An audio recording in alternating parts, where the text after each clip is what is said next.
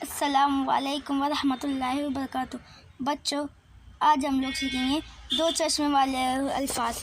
शुरू करते हैं। भो से भालू,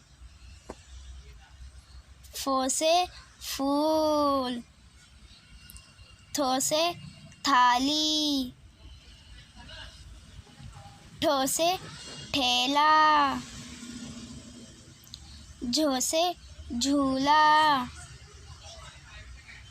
छो से छतरी, धो से धागा, ढो से ढोल। रो ये बारवा के बीच में लगता है। लो ये दाढ़ के आखिर में लगता है। खो से खिलौना, घो से घर। लो ये चूल्हा के बीच में लगता है। मो ये कुम्हार के बीच में लगता है। नो से नन्ना।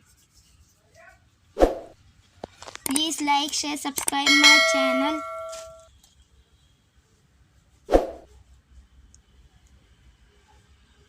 अल्लाह हाफिज़।